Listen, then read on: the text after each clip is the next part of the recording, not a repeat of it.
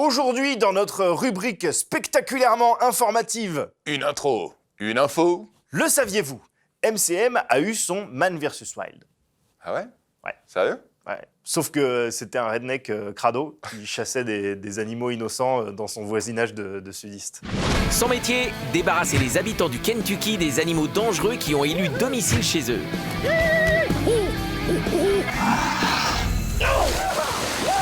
Ça, c'est de la tortue! Vous avez peur des bêtes qui mordent ou qui piquent? Lui, il adore ça. C'est dingue! The Wild Man. Pardon pour ça. Pardon les animaux. T'excuses pas, c'est génial.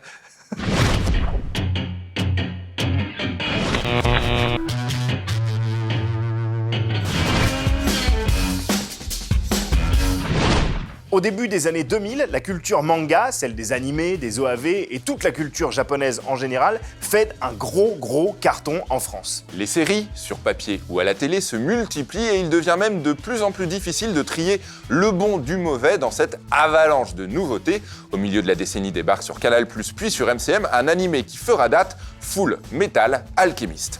この想いを消してしまうにはまだ人生長いでしょうやり残してることをやり直してみたいから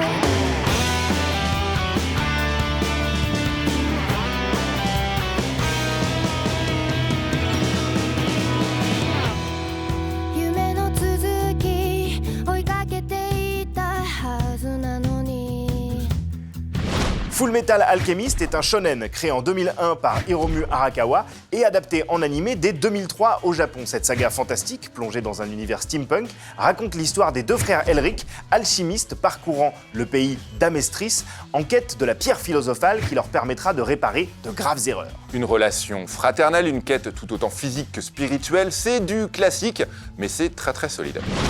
Vous avez commis l'acte interdit.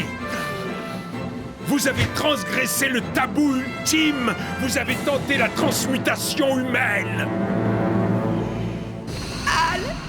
Alphonse! Merde! C'était pas censé arriver ça! Non, merde! Il me l'a pris, il me l'a pris! Rendez-le-moi! C'est mon frère! Rendez-le-moi! Je vous en prie, c'est la seule famille qu'il me reste! Une esthétique sublime, un souffle tragique et des thèmes passionnants qui jonglent entre la science et les différents usages qu'on peut en faire selon ses convictions, la spiritualité, le deuil, l'exploration, la soif de découverte. Full Metal Alchemist, c'est tout ça à la fois. Si le manga s'achève en 2010 et les séries animées un peu plus tard, la popularité de la franchise ne faiblit pas et pousse la société Square Enix à produire un film live adapté de l'œuvre.